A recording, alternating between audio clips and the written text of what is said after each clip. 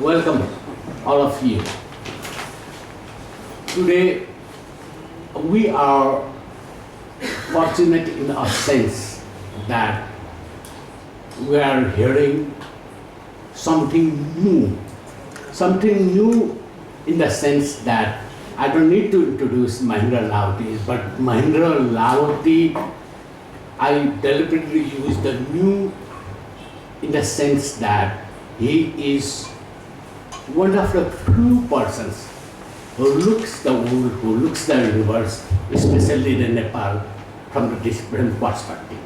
Or I should say, it is exploration of alternative source of knowledge. It is all about the non-state narratives. So, that is why I have a sense. I'm very much confident that his pains has its own contribution, a present state of the discourse about inclusion, identity, and so on and so. With this outstanding continuous contribution in the discourse of the social science issues, today Mahendra is speaking on party system, how Nepal is transforming from two-party dominant to multi-party system. So, if I begin to speak, it will be endless. Better to stop here, because we are here to listen Mahendra, and after his lecture, then we will have our own points of view, remarks, comments, that will be in the latter part. So, how much time do you need, Mahendra, for your presentation? I think I was told 45 minutes. 45 minutes. Okay. I will ring the bell. 5 minutes before, and let's after 40 minutes of your talk. Please start.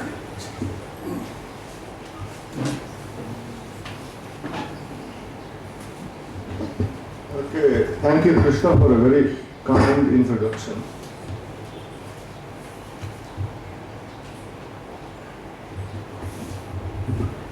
And as the topic says, today I'll be discussing about the transformation of the party system in Nepal from supposedly a two-party system to a multi-party system. And the reason I focus on this is, it seems among a significant section of the Nepali society, there is a yearning for a two-party system. And they see multi-party system as something that will produce instability and other problems and so on. So later on, I will also discuss some of the consequences a multi-party system may bring in Nepal with regard to those concerns. So, what are some of the factors that are discussed in the literature, supposedly that contributes to multi-party system in any country? One is societal diversity. In diverse or divided societies, thank you. In diverse and divided societies, the social groups seek representation, and as a result, after periodic elections and so on, people like Donald Horowitz have said that elections kind of appear like census. By knowing ethnic groups, you can kind of see which groups will win, or which political party representing which group may win how many seats and so on. So that is one thing. Then also formal political institutions also contribute in party formations. Some political institutions push the society towards a two-party system, others push towards multi-party system. And I'll talk about electoral system, federal system in subsequent my talk. I'm not going to discuss about parliamentary versus presidential system because Nepal has not adopted a presidential system, so there's no data to talk about it. So I'll just briefly, discuss what the literature says on parliamentary versus presidential system and party system overall. The notion is that a presidential system pushes a country towards a two-party system. The reason being that there is generally the presidency is a one-post office, so there is contestation for one position, and as a result, most of the time, representation or candidates of the two large parties end up winning the presidency. So when that happens, and what that means is during elections, smaller political parties, their supporters, their cadres, and so on, they think their candidate will not win elections. So many of them will switch their votes to candidates who appear to be winning, who largely are from the large parties. So as a result, there is a push towards joining the large parties and so on. So the presidential system is supposed to push the society towards two-party system. Whereas in parliamentary system, it is not so.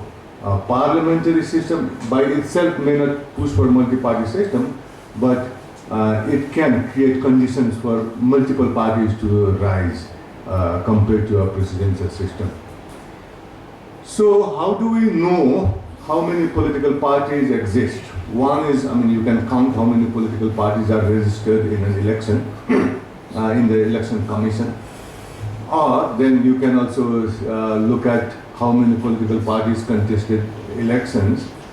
Over here I use a formula that is called as effective number of parties. And it looks complicated, but I'll assure you it's not very complicated.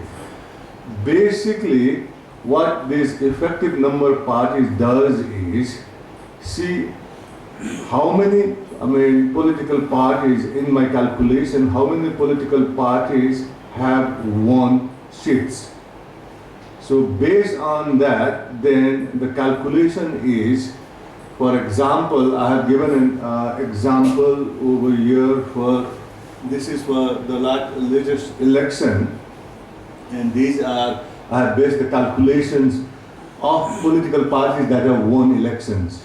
So basically, this is Nepali Congress, this is UML. So what you do is, you square the proportion of seats won by each political parties, you add them up, then you use that number to divide 1. You divide 1 by that addition.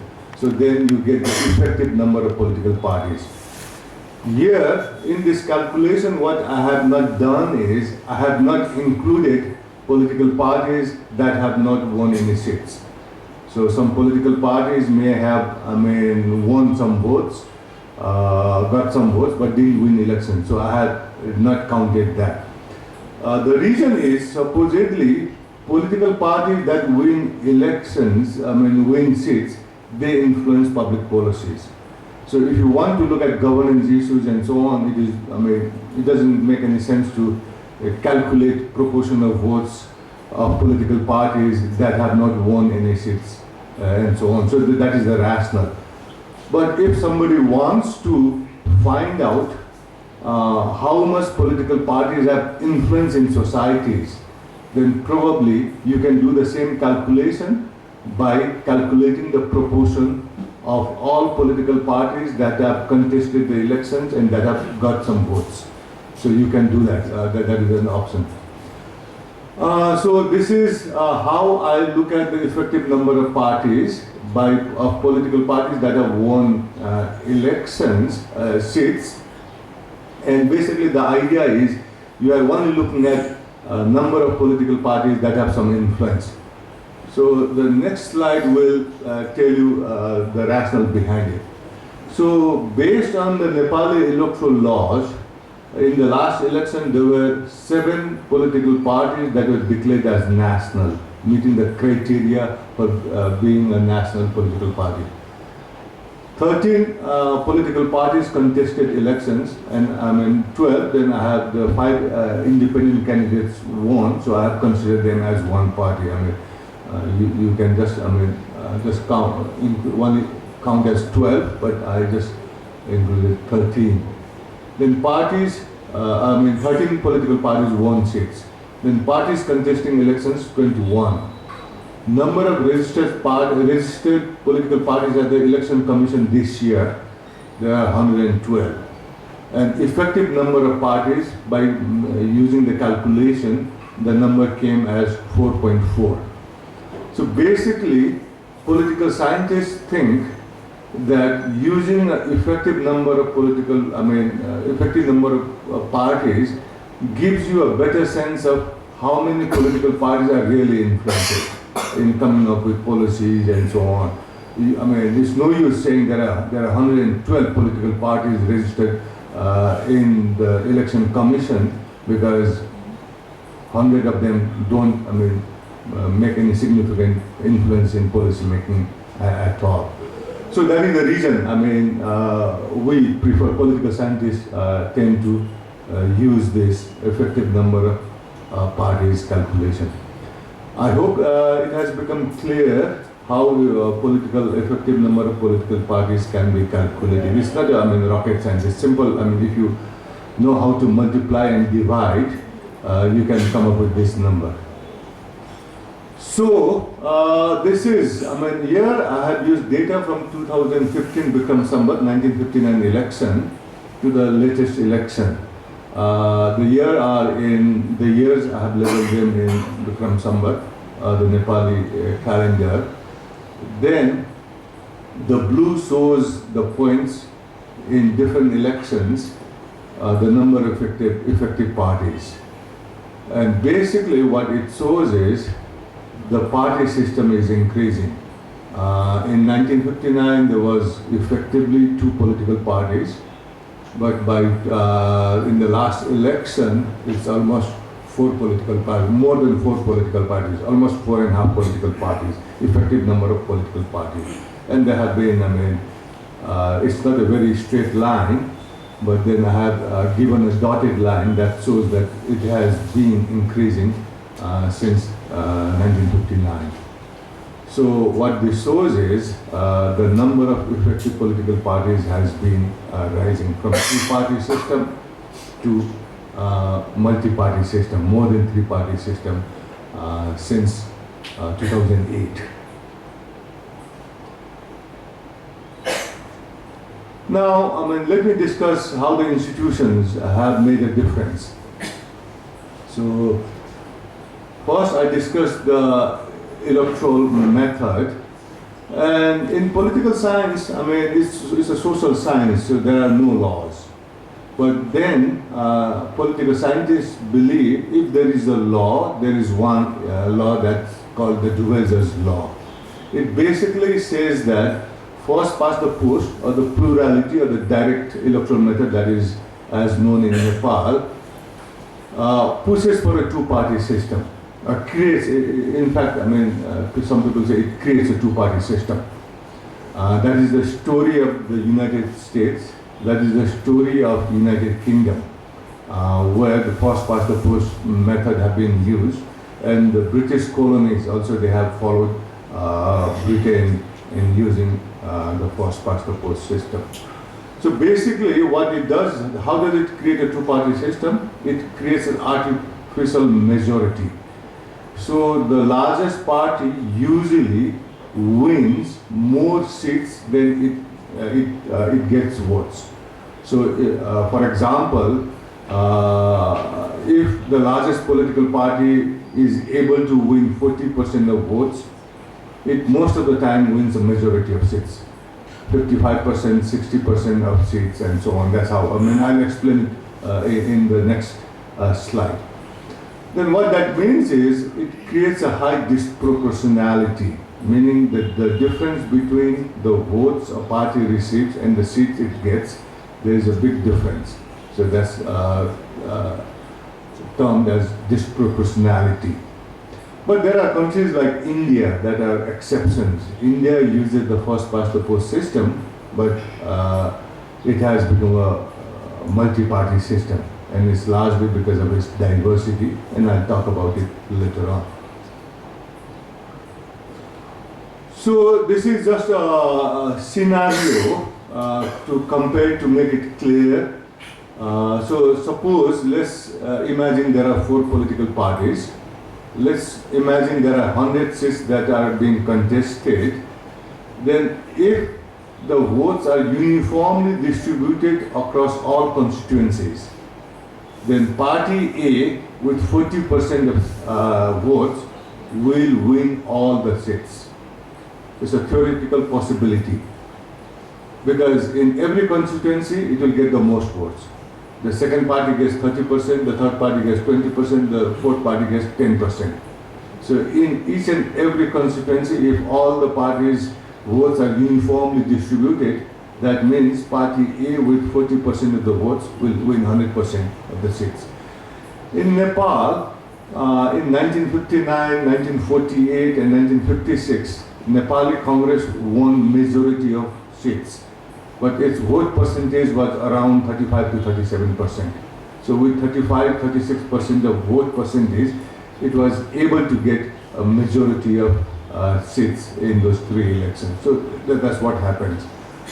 And on the other hand, under proportional representative, if the country as a whole, proportional representation system, there are different kinds of proportional representation system.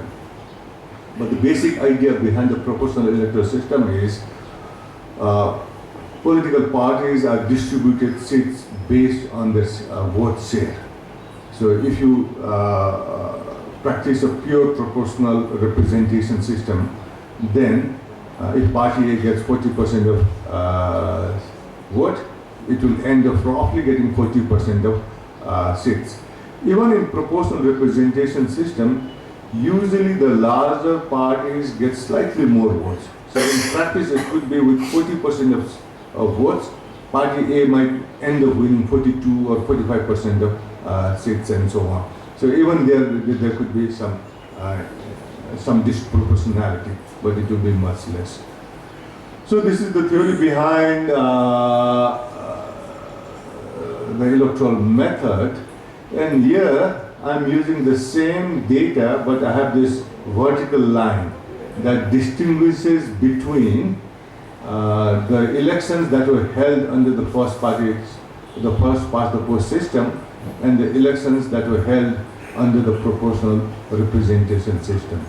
So what we see here is once proportional electoral system was introduced, the number of political parties winning seats increased quite significantly. So one of the contributing factor for the multi-party system Nepal has is the electoral method. It is not the only one, but it is one of the contributing factor. Then here I have all the elections, parliamentary elections held in Nepal, and I have these 3 columns with PR, proportional representation, in this column, and this is the first past the post column. Here you can see that if you compare these two, the proportional electoral system has normally more party system. Again, this is the calculation of effective number of political parties. So when you combine them, then you see an increase under the first party post system. All the elections, effective number of parties under the first party post system never crossed 3 political parties. But after that, it has, after introducing the proportional representation system, electoral method, we have a multi-party system. So the electoral method definitely has made a contribution.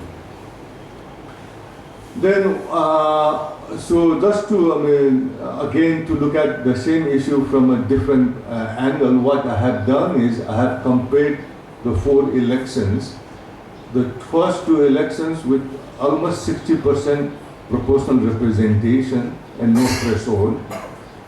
It was the 2 constituent assembly elections. Then the later 2 elections with 40% of proportional seats elected with 3% as a threshold, 3% and directly elected as a threshold.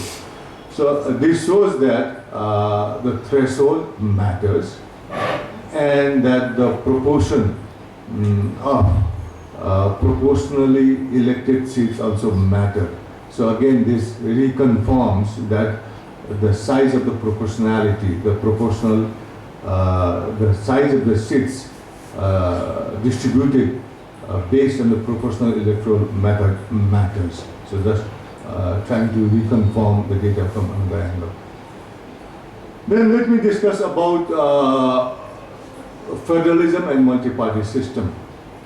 So in federal countries, because the country is divided into different provinces or different states, and that may create for regional political parties to emerge, so that may also contribute to multi-party system.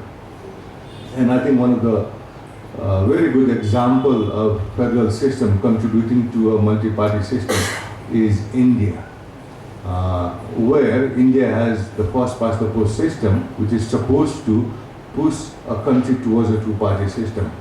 But because India is diverse, and Indian federalism is based on its diversity to accommodate ethnic groups, linguistic groups, and so on, what we have in India is in regions, for example, Tamil Nadu, Andhra Pradesh, and so on, regional parties have emerged, regional nationalists or identity parties, whatever you might call them.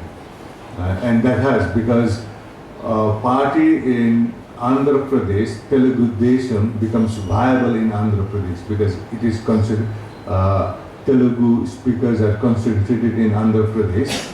So as a result, if the party contests only in that province, it can form a government. It can win seats, so it becomes a viable party. And as such, federalism may also provide space for more regional, identity-based or nationalist political parties to emerge, and that may contribute to multi-party system. And how does that phenomenon work? Because territorially concentrated small parties may win seats under first past the post system. For example, in Nepal, in the southern belt Tarai Madhesh, the Madheshi parties have been able to win elections under the first past the post system also, because they are concentrated only in that region. So concentration in a particular region allows you to political parties to win seats. Now, how about Nepal? Has federalism contributed to multi-party system in Nepal? My own, inkling is that probably not. It has not contributed much because of two factors.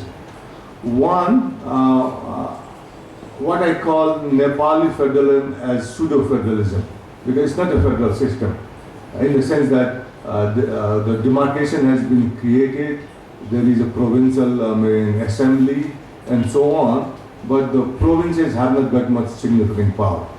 Federalism is a system where the constitutionally power is divided between the center and the provinces.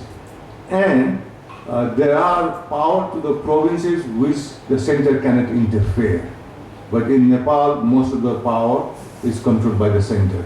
So it's just what I call the teeth to show off. It doesn't chew. Dekhane daan, not chapaune daan.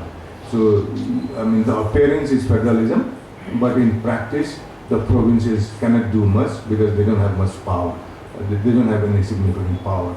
And to the Nepali crowd, what I like to tell is, in the US, even the municipalities and local governments, they can have, they have police forces. Not even the municipalities, but even the universities have their own police in the US. But in Nepal, right now, even the constitution has provision for provinces to set up police forces, the center has not allowed it. So it's just an example of showing that the provinces do not have any much significant power as compared to other federal countries and so on. So if there is no power, then I don't think, it will contribute in any way significantly towards creating a multi-party system.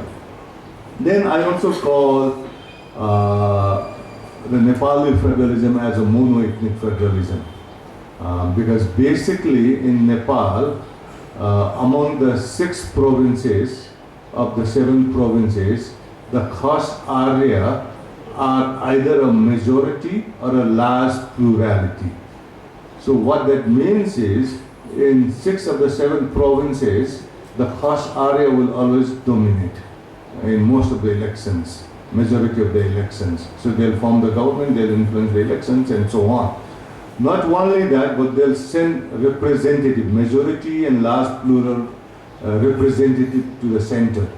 So the center is also dominated by one ethnic group, and the 6 provinces are also dominated by one ethnic group. So that's why I call it a mono-ethnic federalism, if it can be called a federal system. And the way it works in terms of multi-party system is, for example, in India, if you look at the minority linguistics and ethnic groups created political parties in the regions, and they could win, and they won seats, so that contributed to multi-party system. But in Nepal, the minority parties groups are very small, even in most of the provinces except Madhya province number 2. For example, in province number 1, the caste area are 28%. Rai, the second largest group, is 12%. The third largest group, Lingu, is 8%. So, in province number 1, even if supposedly ethnic political parties or nationalist political parties are created, they will not be able to win significant seats. So as a result, the structure of the federal system in Nepal doesn't help, has not contributed much in terms of multi-party system. But in province number 2, Madhya-based parties have been winning elections, and there they are a majority, so they can win elections, form governments, and the party will be stable, durable and then Tharu-based party in the last elections have also won some seats, but they are divided into provinces, so they will not be as effective as Madhya parties. Then Janta Samajwadi parties and other parties have also won 1 or 2 seats in some of the provinces. So why other parties have not emerged due to federalism? Because the federal structure has been created in such a way that nationalist or ethnic or small political, regional political parties don't have, even if they emerge, they won't have enough votes.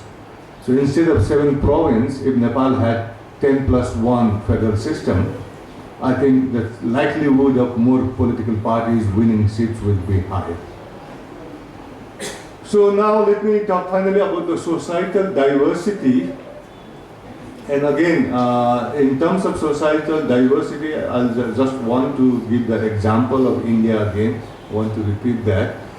So in India, because it's a very diverse society, and the diverse society sought federalism based on language and ethnicity, as a result, ethnic or regional or nationalist political parties were viable, they emerged, and because they could form government, they became durable, because political parties will continue only if they can win seats and can govern. So India, despite the Duvaliers law saying that the first past the post system will push towards a 2-party system, in India, because of the diversity, it's not the electoral law. The electoral law constrained India from becoming a multi-party system, but the societal diversity pushed the country towards a multi-party system. So I have used here data from Aaron Leipert's, his book Patterns of Democracy, the latest edition from 2014, where he has looked at Indian elections for the last 10 elections till 2010. And according to that book, during those 10 elections, the lowest effective number of parties were 2.51. Highest effective number of parties was 6.53, and the mean effective number of parties was 4.8. The mean means of the 10 elections, so 4.8. So then it is a multi-party system. So again, the story is more or less in regional parties can be formed. They can form government, and parties that win elections, they become durable. The reason I cite this issue is just to diverse. In the US, there are environmental political parties and other small political parties. They contest election, but they don't win any seats under the first party post system.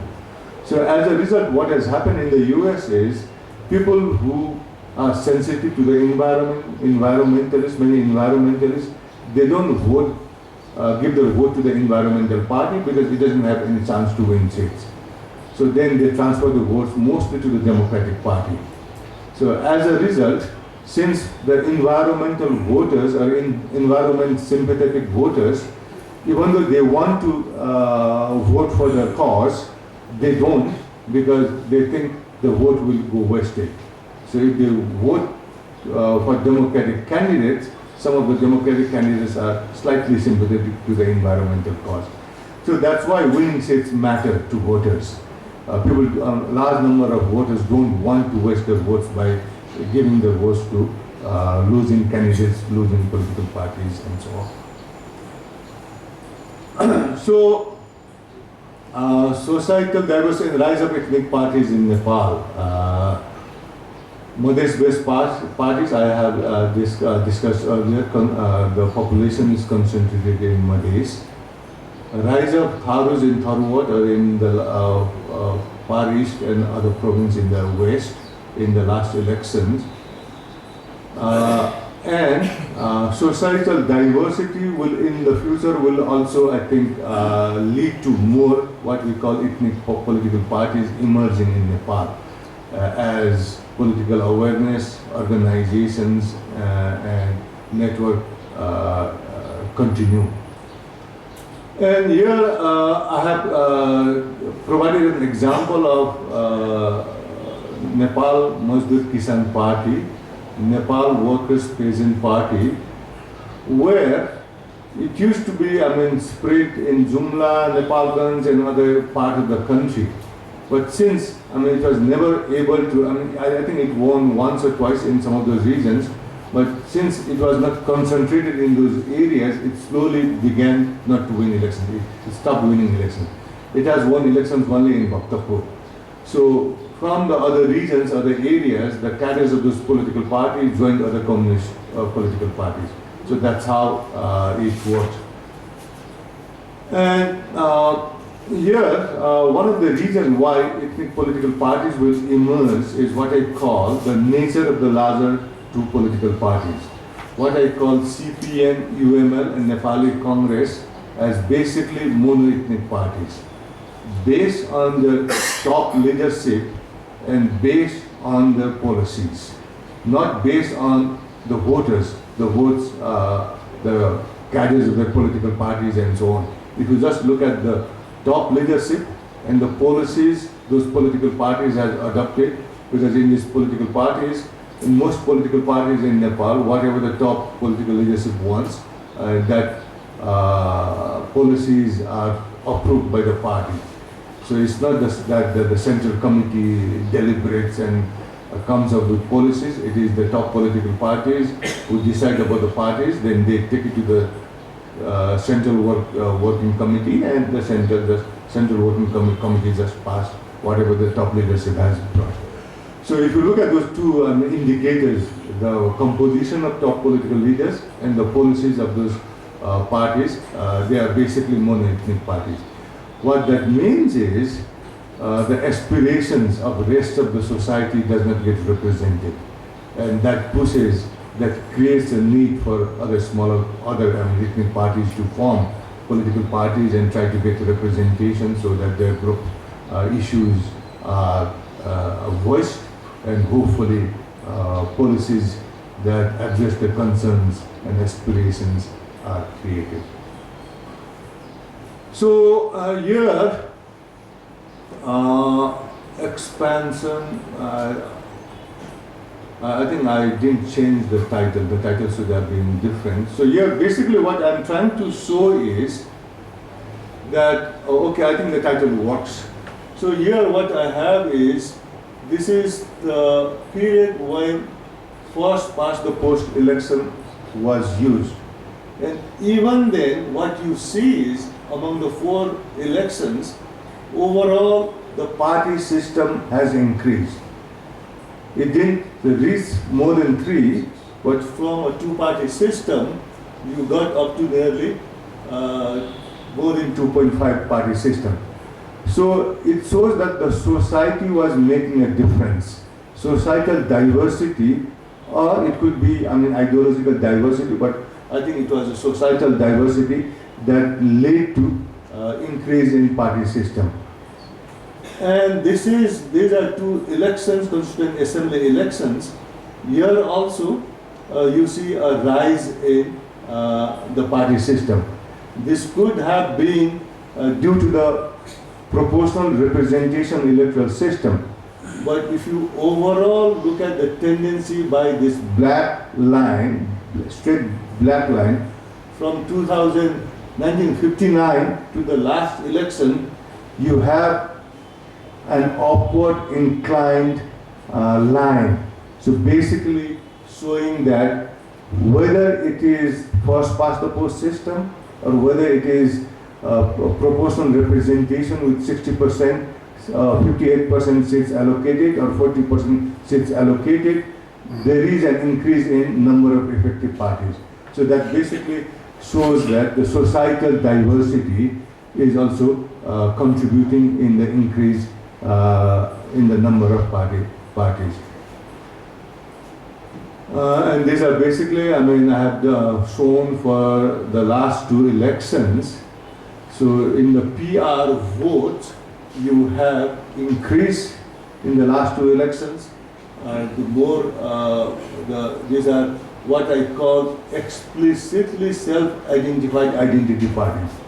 Since I also call Nepali Congress and CPN UNML as mono-ethnic parties, they are also identity parties, basically. So these are parties that declare themselves as identity-based, or that they say that they raise the issue of identities of marginalized groups and so on. So their seats, votes have increased. However, the PR seats have decreased. It is partly because the first past the vote system, the vote percentage has remained more or less same. In the seats, they have won less seats in the last elections, and total seats is because of that they have less seats in the last election.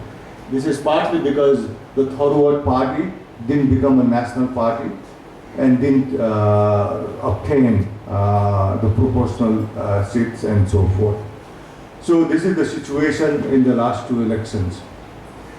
Now let me take a few minutes to discuss about the consequences of multi-party system. As I said earlier, there is a great concern about the stability or instability and prosperity, or whether Nepal will be able to prosper economically when supposedly there is instability. We cannot use the Nepali data because Nepal doesn't have much data in this thing. So what we can do is we can rely on other established democracies. So these are data from Laipat again, Aaron Laipat's Patterns of Democracy book, where we can see that countries like Switzerland has 5.2 mean effective number of political parties, Israel has more than 5, Finland has more than 5, Netherlands has nearly 5, India has nearly 5 effective number of parties. And most of these, except India, most of these have proportional representation system. So India is again an exception. And some of them are diverse and some of them are less semi-diverse. And there are then countries like the US and UK at the end, below, where they have 2-party system. So what this shows is Switzerland, Israel, not Israel as such, but Switzerland, Finland, Netherlands, and so on. These have been stable countries. Most of them are stable countries. So the concern about instability is probably not the right concern. And I think the Indian story also can tell a good story. When India started having its multi-party system or coalition governments, it was unstable in the first couple of elections, first few elections.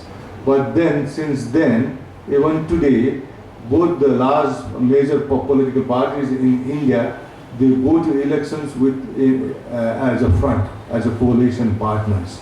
And in the last few elections, the coalition of the Indian National Congress or the coalition led by the Bharatiya Janata Party, both have served their terms. So it has been stable. So it is not the multi-party system as say that creates instability, but whether there is a coalition culture in the country or not. So in these various countries also, there are multiple political party system, multi-party system, and they have been stable, one. And if you just look at the name of the countries, most of the countries are very prosperous countries. So the question of being unstable, not gaining prosperity, these countries' cases say is not a fact. In fact, one can have a multi-party system, one can represent all sections of the society, ethnically, ideologically, issue-wise. For example, Germany got environmental parties from I think the 70s or 80s onwards, because it has a PR system and it is a multi-party system, a coalition government. Most of the time there is a coalition government and so on. So the concern about instability and not being able to attain economic development in Nepal is not based on facts. It's just a concern that is an unwarranted concern. So why do people in Nepal aspire for a two-party system? One of the reasons is, like the rest of the world, we read books, we hear news either from the UK or the United Kingdom. These two English-speaking countries where there is first-past-the-post system, and because of that system and other factors, they have two-party system for a long time. If you look at non-English speaking countries and their colonies, many of them have proportional representation system, multi-party system, and so on, and they have fared well. So I think one of the concern in Nepal, the concern many Nepalis have is partly because we only read and hear about the two countries that have been influential. The UK as a colonial power. After the Second World War, the USA as a global power. So if we look beyond UK and USA, we'll get a different story with regard to multi-party system.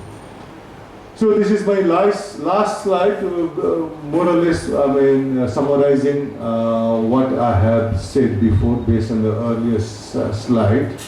So multi-party system ensures representation of diverse issues, ideology and groups.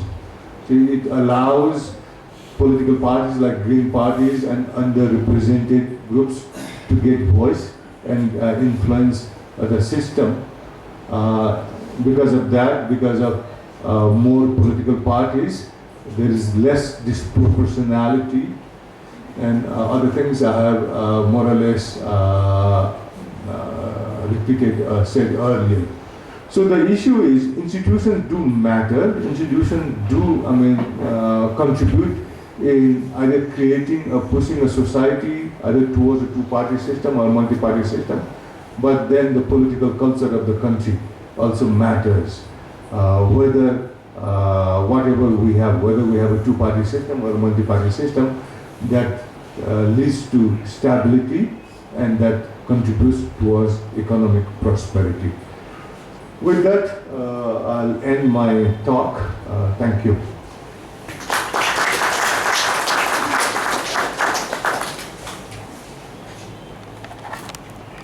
Thank you, Mahendra. you perfectly deliver lecture on time. Discussion total kati samay? Huh? So 45 minutes for discussion. Okay. We have now 45 minutes for discussion as well as for response. So without making any background, I will also intervene at the end because both of us are trained by political science. But before I want to give time for floor. Please be very precise to your question or comments. Okay. Introduce yourself. What's your name? So it will be easier. Thank you, sir, for your wonderful presentation. My name is Kendra. I hope both of our speakers know my name. So I would like to ask you about, in Nepal, the political system is more related with the Communist Party and the Leninist value of the identity-based values which was come from the Leninism of having the Tatar and all other minorities having their own statehood. So in Nepal, whenever the Communist Party has split, there have been more Communist parties, and whenever the Communist Party united, like when the Maoist Party and the UML united, there were less parties. And even Party of Jasapa has a history of working with UML. So because of that, Nepalese system is very much driven of how many parties will be there as per the communist movement, a communist party splitting. So would you like to elaborate on that? Thank you.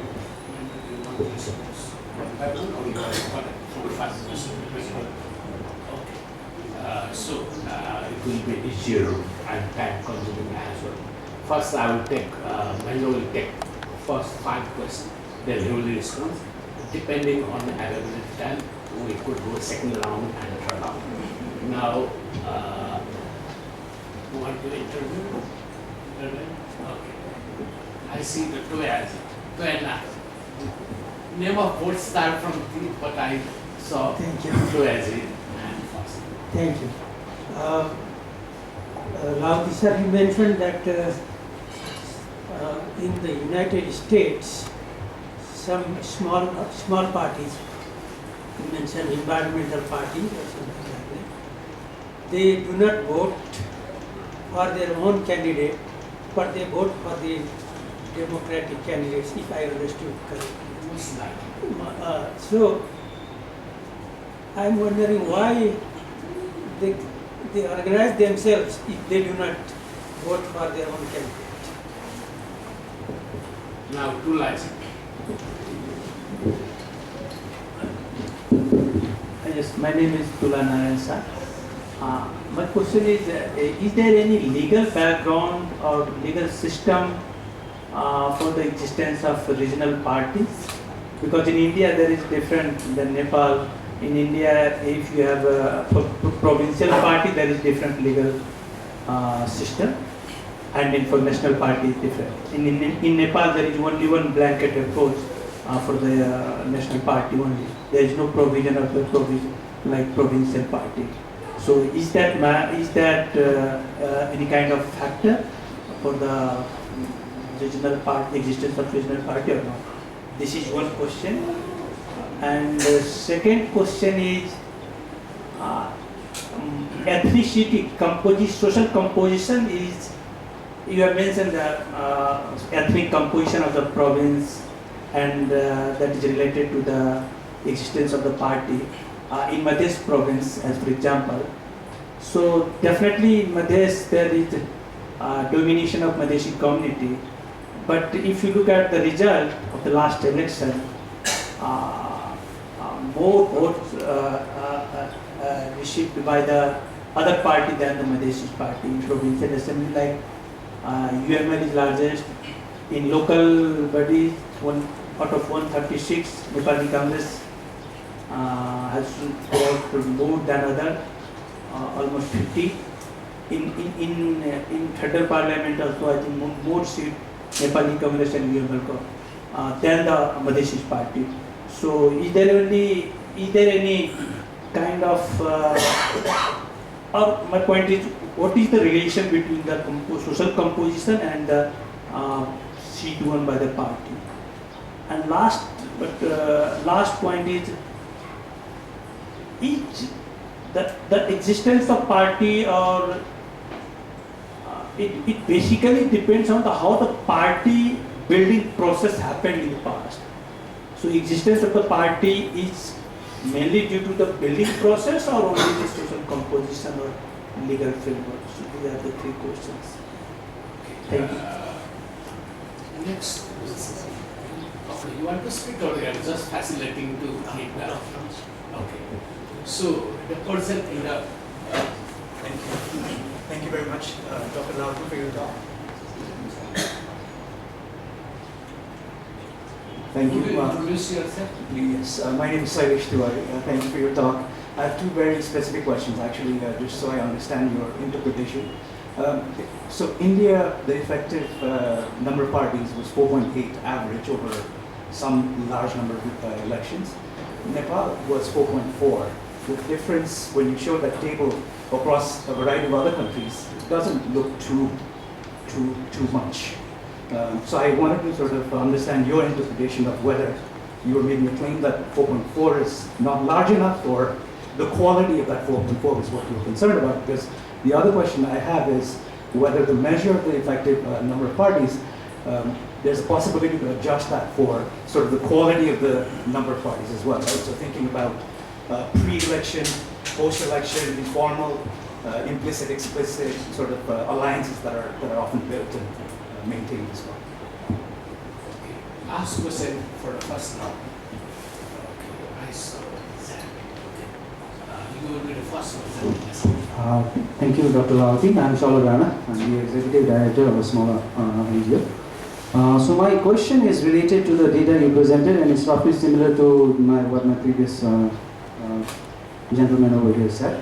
I just want to go beyond the data. Firstly, thank you for expanding our horizon or understanding of how multi-party system works.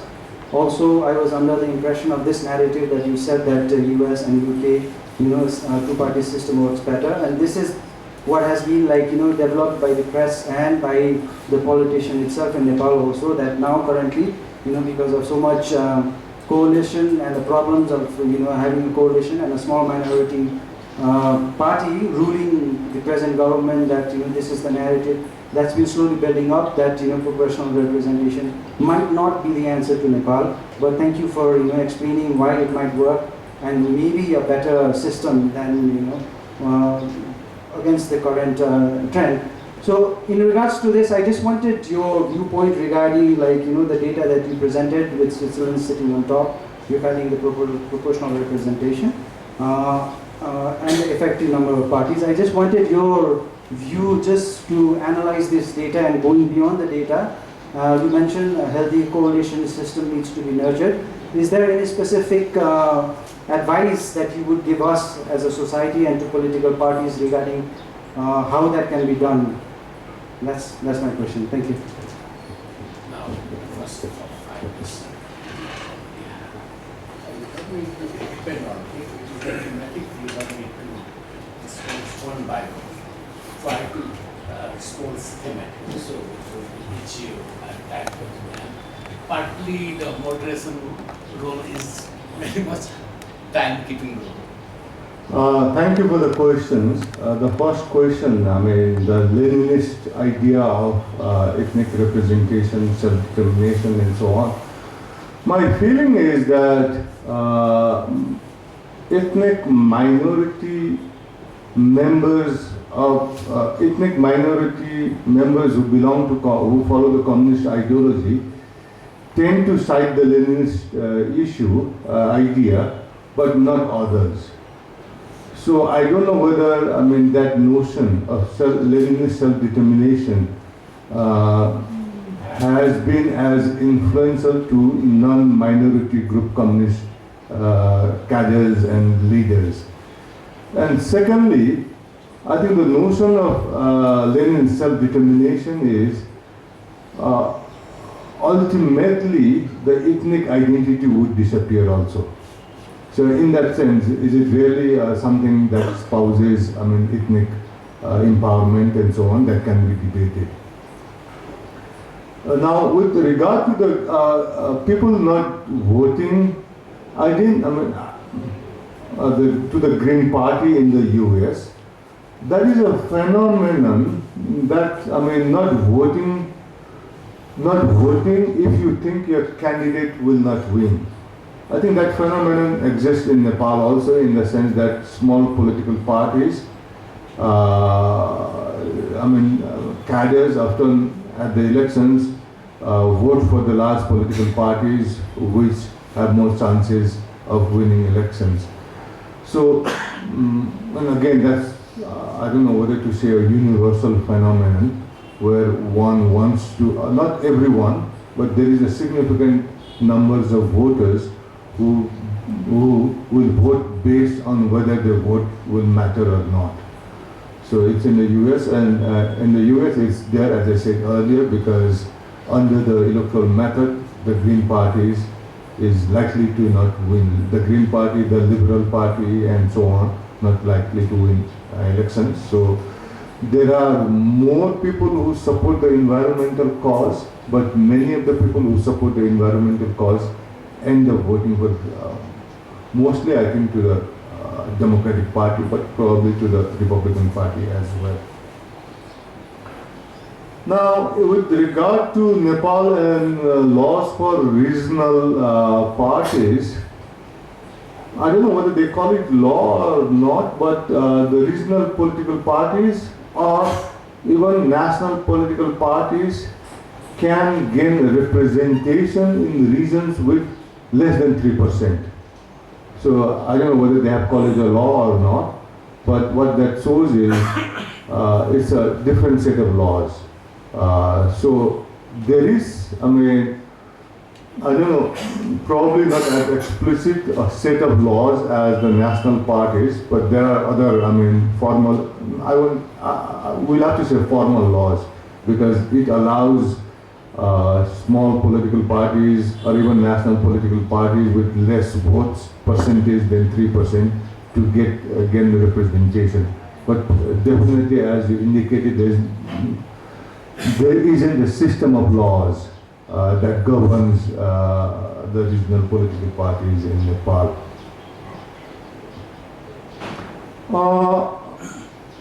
Now, the other questions Tula Aziz is,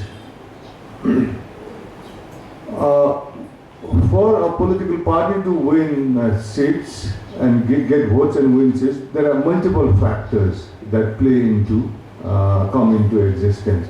So social composition is one of them. Then probably the history of the political party, the history of Nepali Congress, history of CPM, UML, their ideologies, whether Madheshi people think UML or NC also represent their issues or not, and so forth. I think that also counts. And with regard to UML and Nepali Congress winning significant seats in the Madhesh, I think you might know better, I think you probably know better than me, but around the highway, the national highway, the Mahendra Highway, or north of Mahendra Highway, I think increasingly large number of non-Madheshis have settled. So as a result, I think when UML and Nepali Congress win elections, I think they win more seats, get more votes in those regions. They probably get some votes and seats from Madheshi areas as well, but probably they get more votes and seats from non-Madheshi areas. So I think you probably know better. But my only additional contribution is there could be a likelihood, especially in the Madheshi-based areas, a scenario similar to Tamil Nadu. In Tamil Nadu, the regional ruling party is also Tamil party. The opposition party is also Tamil party. So it's a party system composed of Tamilians. The BJP and the Congress party, they both form alliances with the Tamil parties as junior partners. So in that sense, what I think is there could be a possibility in the Madhesh in subsequent years for a party system to emerge where there are two major Madhesh-based parties. The only, I mean, the thing that will constrain is again, but probably with the social composition, with the hill migrants who have such a large number in the highway areas and so on. So that could be a concern, but otherwise that could happen. And again, party building and social composition, I think both matters. And again, to what degree in different elections and so forth. So, with regard to the other questions, my 4.4 was for one particular elections. I haven't calculated the mean. So, if I calculated the mean, it would be less than that because there was almost two-party system in 1959. One thing is that. Then, what was 4.4 issues of elections? And with regard to other factors, I mean, influencing those things. So what happens, I mean, in Nepal, I think the cases is 7 elections. No, 4, 3, 7, 8 elections. So the cases I have is less. Lalitpur cases is, the list is 10 elections, but then he has other countries which have 20, 30 elections and so on.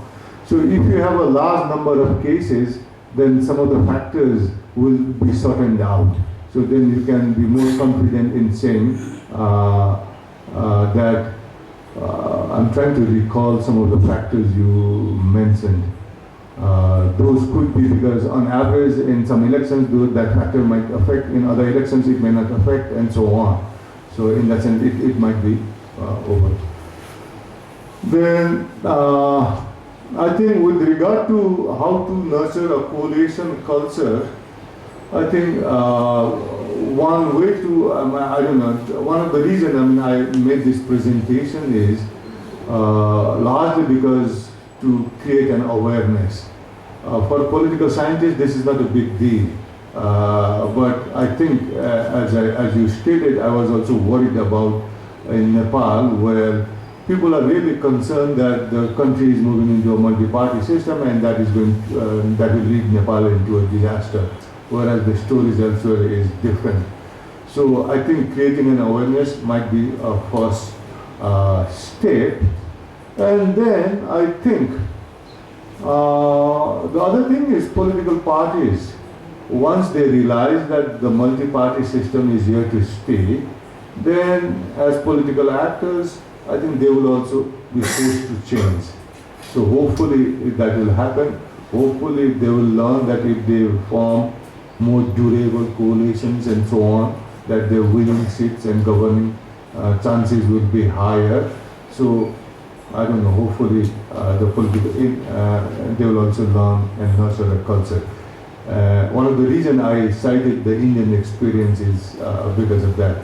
Because in India, I think in 1989 and early 90s, I think the parliament lasted a year or so and so forth. So, but now, I mean, they're on through the full term and so on. So I guess awareness, then the realization that we have to live with it and we have to work with it and so on. Thank you. Now we have a time, that's why we are now conducting the second round of questions, comment, start with.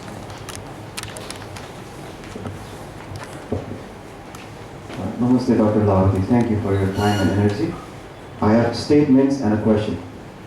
The sycophantic management culture during the era of two-party system induced a guerrilla warfare commanded by the current Prime Minister. What are the odds that today's multi-party system will induce another war? The reason I'm asking you this question is that multi-party system fosters the induction of leaders with hardcore psychopathic traits. The struggle for power induces leaders who behave like psychopaths. The causes of civil war has become more tangible than it was in 1996. It is highly likely that the next war will not be fought, whose livelihood revolve around khas, daura, dudh and dahi, but brutally underpaid workers with formal education working in Nepalese corporate houses, hence the genesis of urban guerrilla warfare.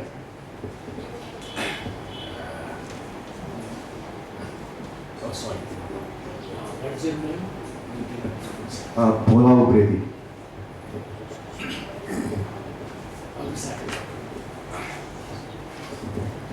My name is Krishna Gopal Bayo.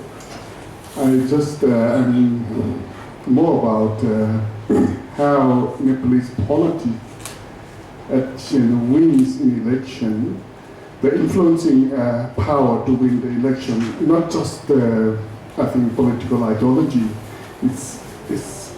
It's also about religion. It's also about that nationalism they preach, and also how much influence they have into NGOs, because NGOs are also is very driving factor to generate awareness amongst those minorities. Despite indigenous people having so much knowledge and educated people, they are unable to raise in the national politics what are the, why these are the reasons. Is this the language factor? Is this the I don't understand what are the factors influencing them to hinder into national politics.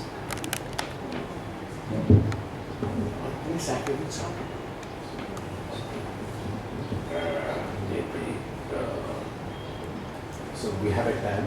Okay. Please introduce yourself and Hello. Okay, my name is Mohammed Ayub. At some point of time, we talked about aspirations related with politics. I quite find that very perplexing to kind of make sense of this. Whether Nepali people have aspirations, when it comes about political parties or the way they associate or relate themselves with political parties, if they have aspirations, like, okay, are they being able to navigate their aspirations with political parties, effectively? Like if we look at the kind of last, the experience that happened, the emergent group that are going for new rising political parties, somewhere, their aspirations and the kind of capacity the new emerging political forces are having do not seem to be aligning. So if we are saying that this force that is emerging now is aspirational, the previous group, I call them traditional tribes, okay? If they are going with traditional parties, they also had some kind of aspiration that goes in line with their own aspirations. So I find this whole idea of aspiration in relation with political parties quite perplexing to kind of make sense of.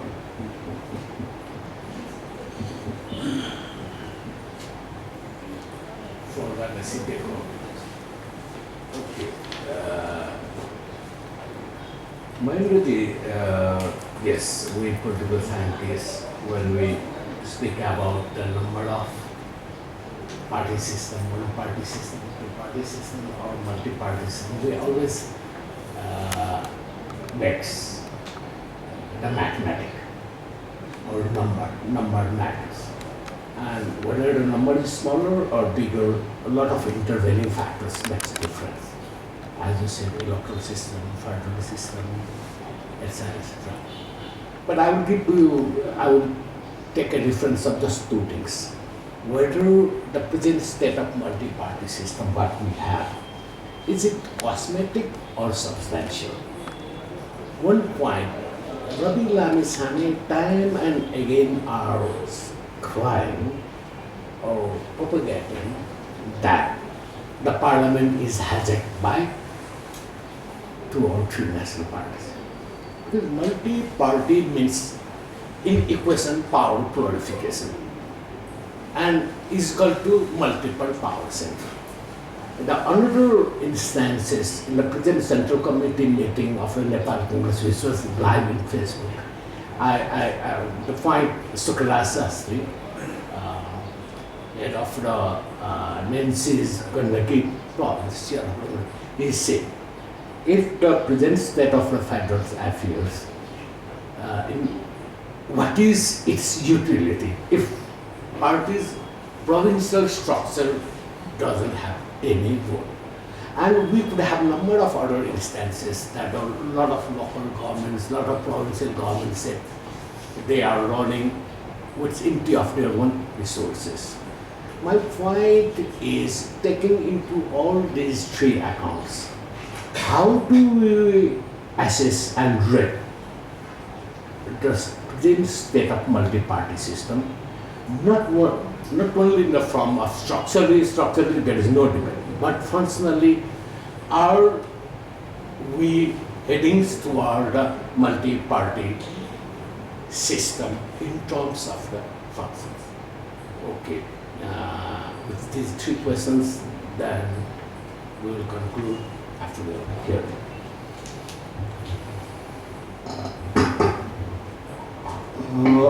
The first question with Bhola operated to party system leading to civil war. I mean, we social scientists cannot guarantee, but multi-party system, meaning more voices to different segments of the society, different ideological, ethnic segment of the society. At least once they have voices, one can make an argument that with the voices, there will be representation and voices in the parliament, there will be less alienation among those. So as a result, I mean, people go to civil wars when they think there is no other route to, I mean, raising the issues, addressing their concerns and so forth.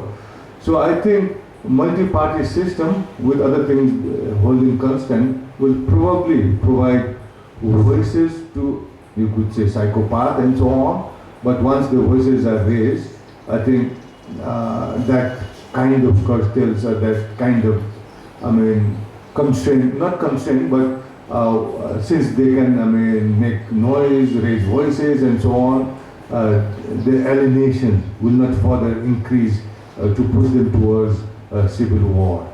Because going to a civil war is, I mean, they have to risk their lives also. So it can happen only if the alienation is very heightened. So probably I would say multi-party system would probably constrain. There might be a lot of noises. You might hear things that you don't want to hear, but I think that itself would lead to, I mean, prevent people raising arms and so on.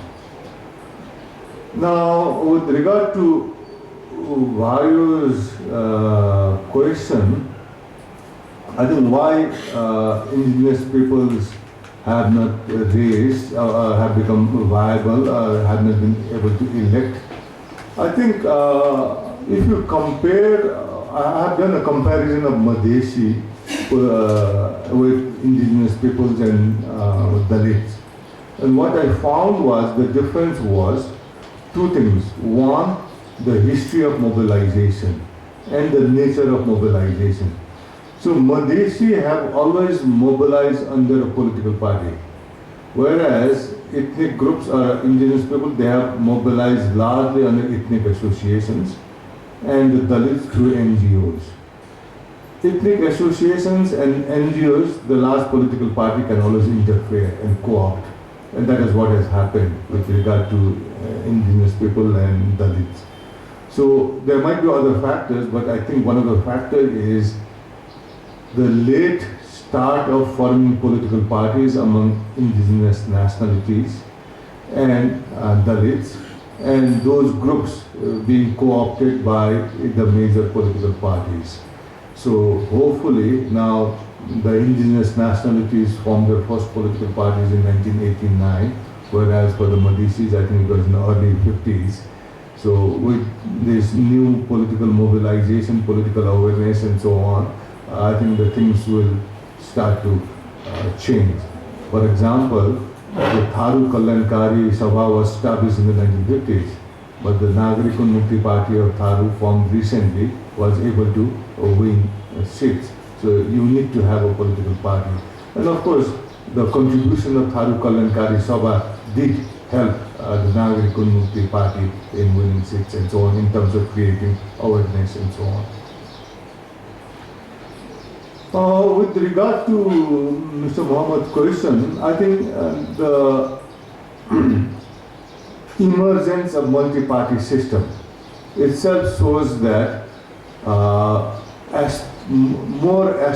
aspirations of more segments of the society have been addressed, or at least an attempt has been made so that the concerns and the voices and the aspirations supposedly fulfill them. New political parties have emerged.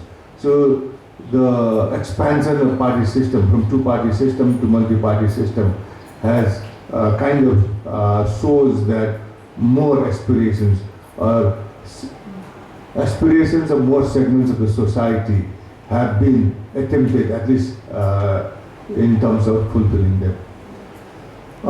With Krishna's question, I think it's not an easy question, and he said 3 questions, but I think I was able to get down only 2 questions.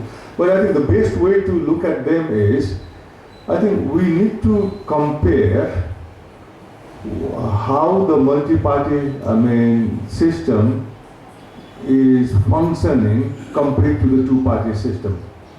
Not compare the multi-party system with ideal supposedly 4 effective number of parties equally influencing policy making and so on, but has the way in the formation of government, in the formation of policies changed from the two-party system. So in that sense, definitely yes. There has been some functional changes as well. For example, when in a two-party system, when there is a majority political party, you don't need to form coalition. You just form a one government with a one votes. Then you come up with policies that your party favors. But once you need coalition partners to form a majority, other political parties also want some of their demands to be addressed, issues to be raised. So in that sense, I think Prachanda, the current Prime Minister, he's not the largest, he doesn't represent the largest political party, but he has ended up as the Prime Minister.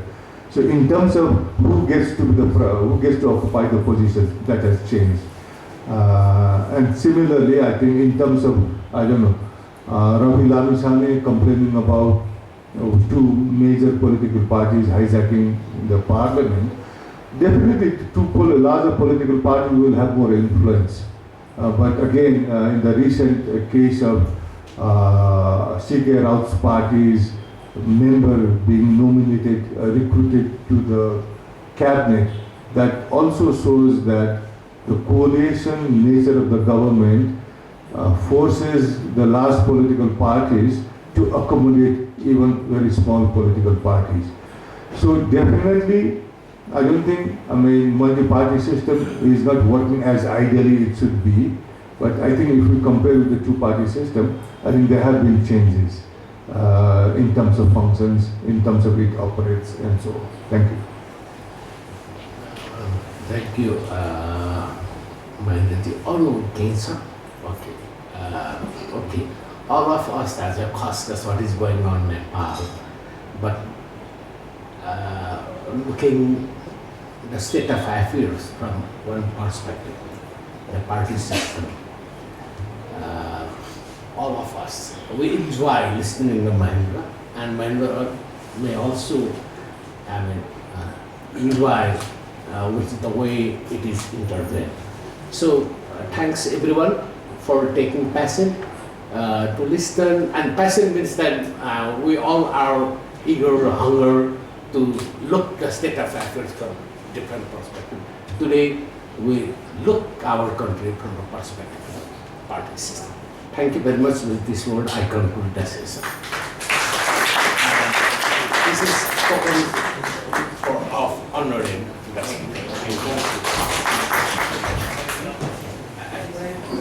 Any other announcement? Yes.